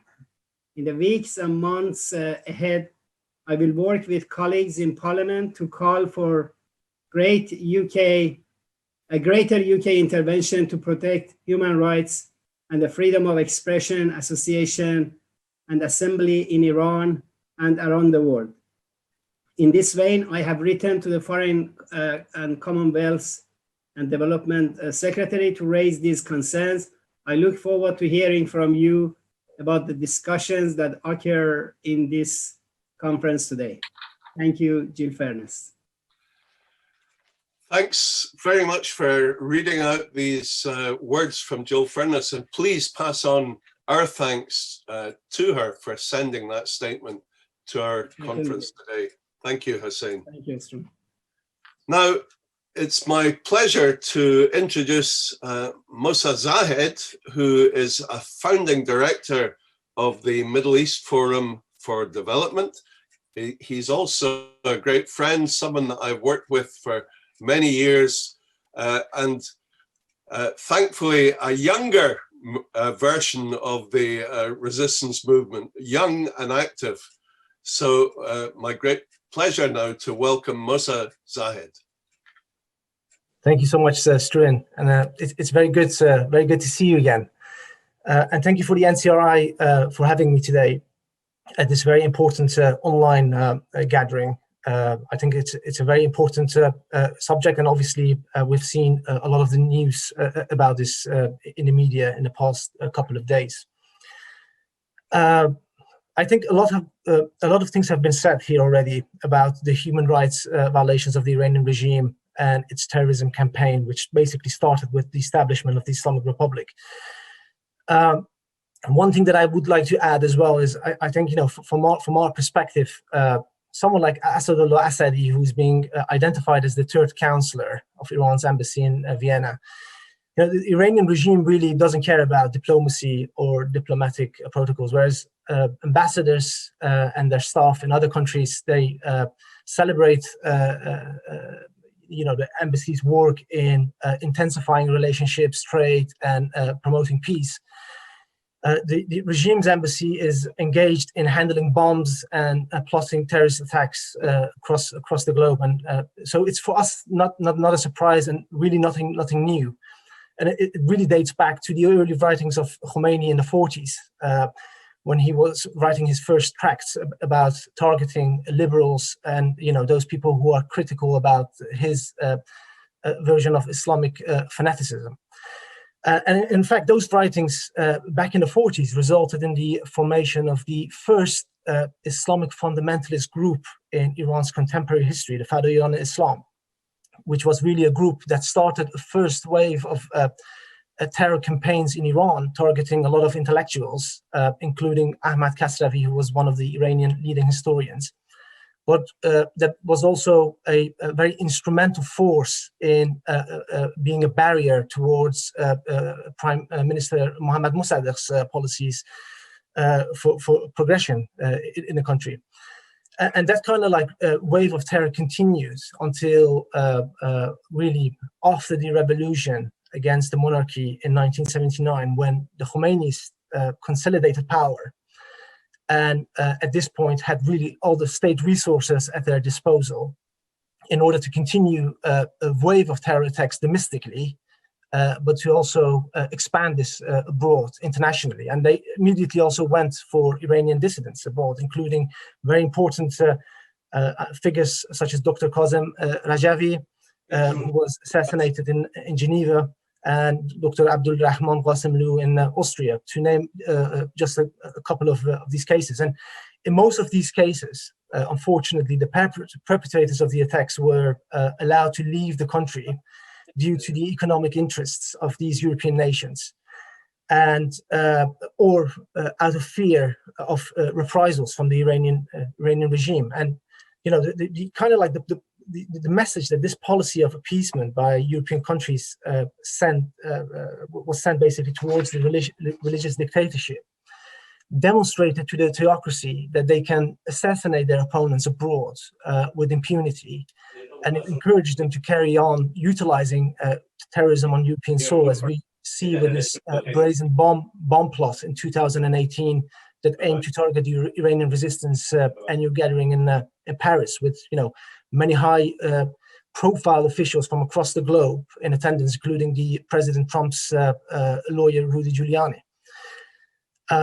So this is obviously all nothing new. And in fact, I must also say that, French investigation to Shahpour Bakhtiar's assassination or murder, the Shah's last prime minister, review the mullahs' worldwide intelligence and terrorism network that stretches from Europe to the US using its diplomatic embassies to plan and carry out terrorist attacks. And this is an investigation from early 90s.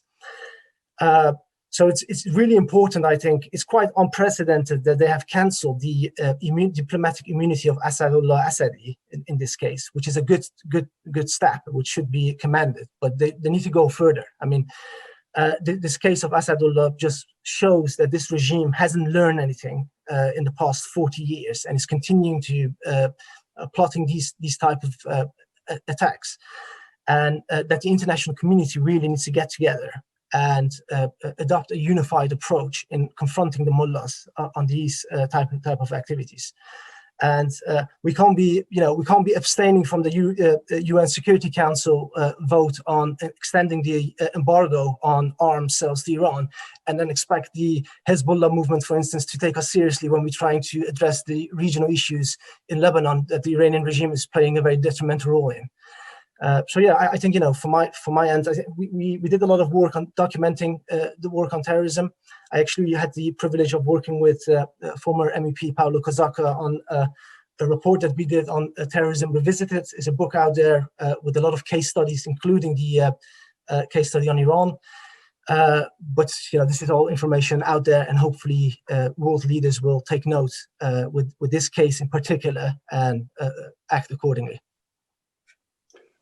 Thank you, Musa. The work that you do is much appreciated and great work. So thanks very much indeed. Now, we're talking about terrorism today and the activities of the regime in spreading terror around the world. There is one person who we all know and love who has been a victim of a horrific terrorist attack by the regime. Hussein Abedini himself, the deputy director of the NCRI in the UK office. Hussein, I think this is a very good opportunity for you to tell us about your own experience. Thank you very much, Asrun. I'm very grateful for your great chairmanship today, and I also wanted to thank our distinguished panel of British lawmakers and Irish politicians. And a very good afternoon to all of you, ladies and gentlemen. Let me please also thank the diplomatic staff. We had the ambassador of Estonia and a number of very high-ranking officials from different embassies.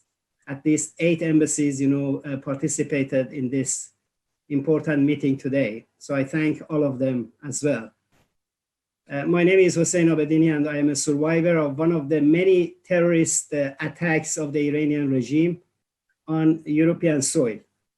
As Asrun said, unfortunately, I have lost many of my friends and colleagues at the hands of the Iranian regime's terrorists, and I myself narrowly escaped death when my car was ambushed in broad daylight in Turkey, and I was severely wounded by a number of so-called Iranian diplomats, terrorists in Istanbul.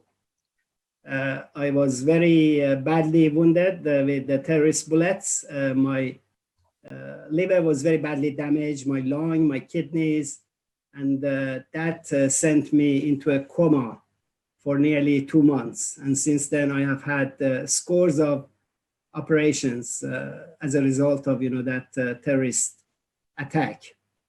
In today's conference, we have the names of Dr. Kazem Rajavi and also Professor Rajavi, who was the ambassador, the first Iranian ambassador to the United Nations who joined the Iranian resistance. And he was the NCRI representative in France and Switzerland, who was assassinated in the European heart of the United Nations in Geneva.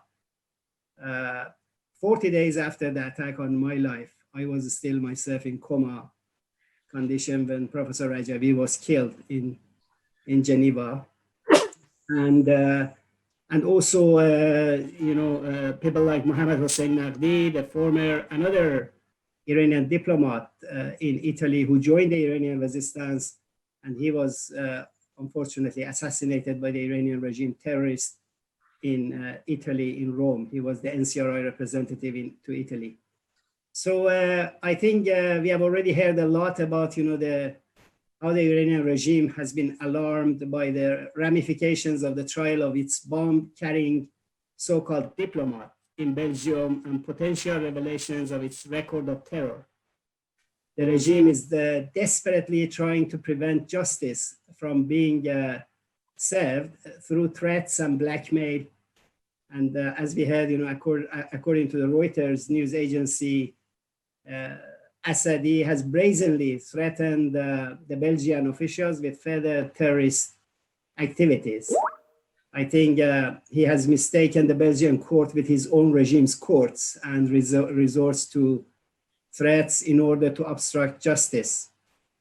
So I just wanted to say a few more points because in May 2019, the NCRI exposed and documented how mullahs' embassies run the network of espionage and murder. The report, which is titled Iran's Emissaries of Terror, was published by the NCRI, and it's available on Amazon, and it's really a must read for everyone who wants to understand and stop the regime's use of the diplomatic cover to carry out terrorist attacks in Europe and abroad.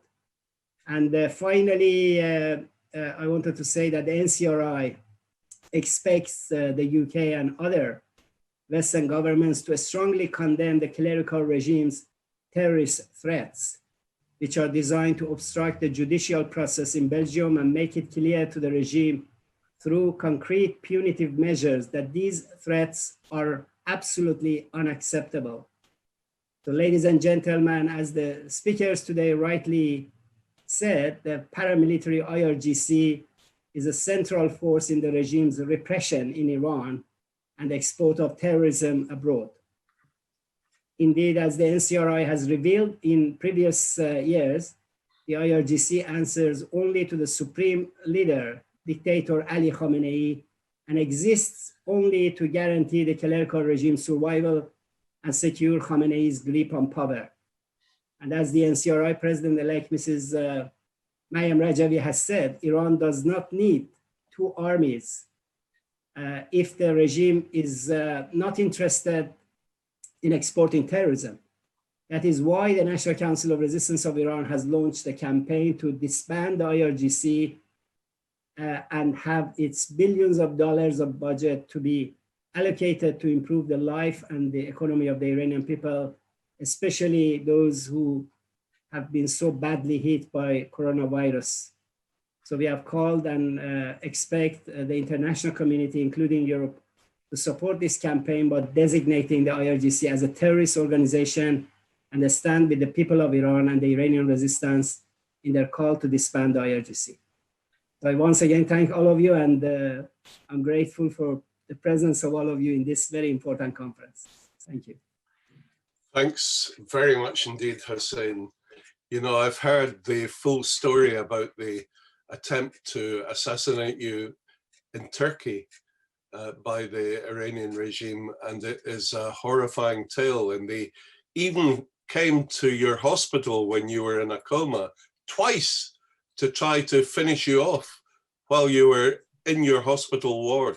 It's unbelievable, the lengths that they will go to. Maybe they realized the pivotal role that you were going to play and which you play now, thankfully, because we all owe you so much, Hussein, for the work that you do. So thank you very much indeed for your remarks. Finally, can I invite as our last speaker today, last but not least, Mark Williams, who was a Lib Dem politician and MP from Wales. Until 2017, he was an MP from 2005 until 2017, so a long-standing supporter of the resistance. Mark Williams, the floor is yours. Well, ladies and gentlemen, thank you very much for the opportunity to say a few words at this important event, reminding us of the international terrorism perpetrated by the regime in Tehran. It's been customary every year now for the last 15 years for me to have the privilege of travelling to France as part of the British delegation of parliamentarians for the annual gathering of the NCRI and its thousands of friends around the world. Last year, we were privileged to visit our friends in Albania. Together, every year, we celebrate democracy, the freedom to travel, and above all else, the freedom of speech.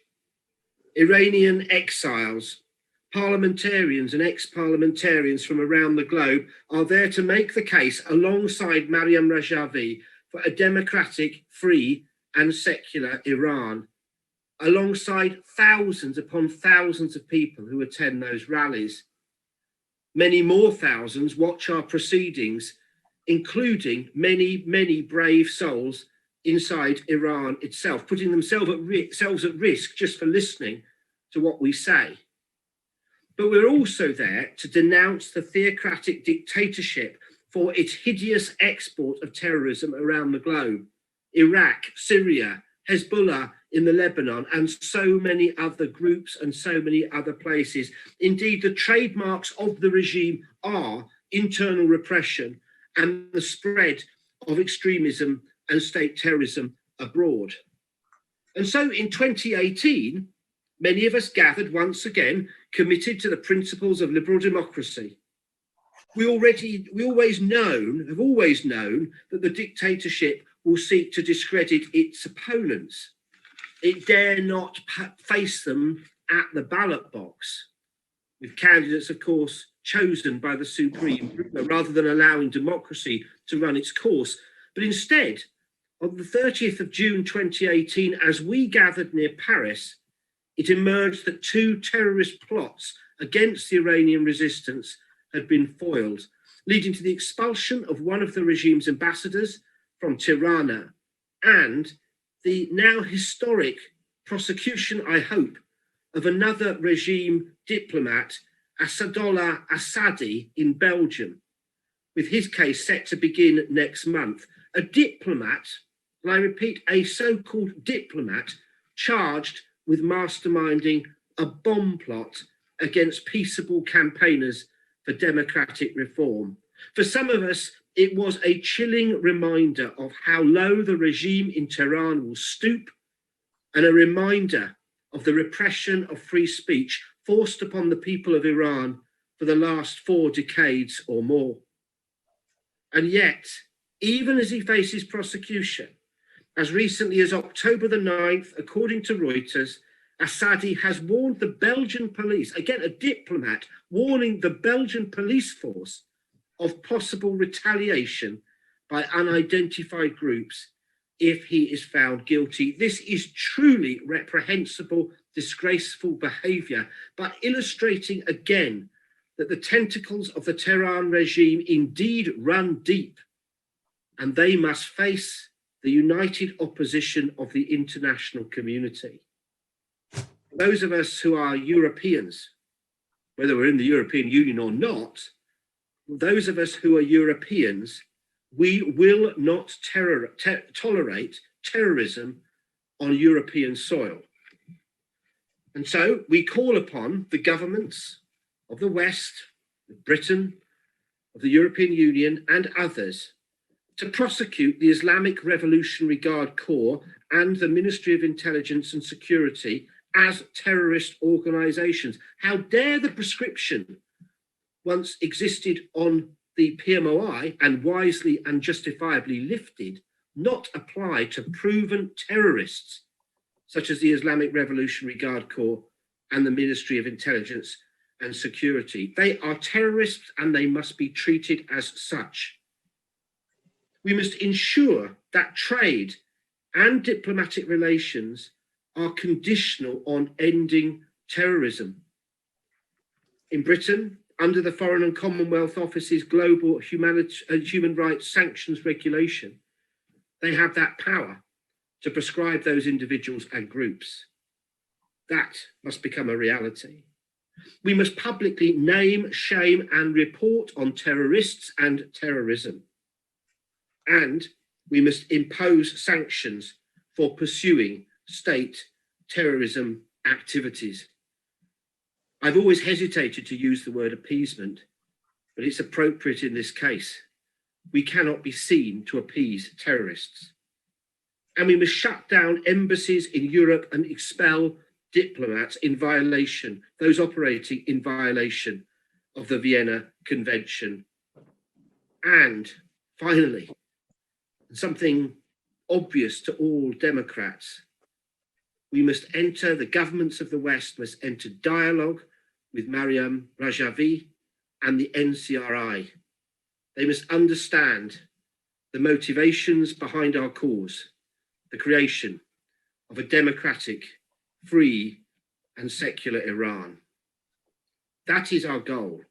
That is the priorities, should be the priorities of the West, but it's the priorities of the NCRI and millions of Iranians throughout the world. And before that day, when Tehran is liberated, the international community must be very, very clear and very, very vocal in its condemnation of the international terrorism that the Iranian regime represents. I'm sorry I'm not with you in person. I'm sorry we're not able to meet as we have done in those great gatherings in the past, but thank you very much for the opportunity to share some thoughts in solidarity with you for what you're seeking to achieve. You have many friends, and we will continue voicing our concerns with you and alongside you. Thank you very much. Mark, thanks so much indeed, and thanks for your ongoing support. Very important that you said the West really must enter into dialogue with Mrs. Maryam Rajavi. That is the way to unlock the future for Iran. Let me just make a couple of closing remarks. Let me end on an upbeat note, because, you know, we are beginning to win, not only the arrest of Assadollah Assadi and his forthcoming trial, but we recently were astonished when the prosecutor in Switzerland, who had been dealing with the assassination of Professor Kazem Rajavi, Masoud Rajavi's brother, who was the former Iranian ambassador to the United Nations. He was assassinated by the Iranian regime in 1990 in Geneva, as Hussein mentioned earlier. And we knew the names of the 14 assassins who had traveled to Geneva and quickly left the country following the assassination. But we were astonished when the prosecutor told us that after 20 years, he was closing the case because it was time limited. We pointed out that Professor Rajavi, as a leading human rights advocate, had been investigating the ongoing terror and the assassination and murder of 30,000 political prisoners back in 1988 by the regime in an act of genocide, and that therefore his case, his assassination, should be treated as an act of genocide, because that's clearly why the 14 assassins were sent to murder him in Geneva. We have now received in August a letter from the Attorney General in Switzerland saying that because of our excellent legal representation on this case, they have now agreed that they will reopen the investigation as an act of genocide and as a crime against humanity. Also, the State Department in August in America, they introduced sanctions naming the 14 assassins and saying that they will be immediately arrested if they attempt to enter America. So we are making progress. The tipping point is coming. Can I just thank our distinguished speakers today from the bottom of my heart. Thank you so much for all of your very powerful remarks. Thanks to the members of Parliament, the members of the House of Lords, the visitors from overseas parliaments, the many distinguished diplomats who were attending as observers, and also representatives of the media who will have heard our remarks today. This, of course, has been a virtual conference. It's been recorded and will be shown to millions of supporters of the resistance across the whole of Iran.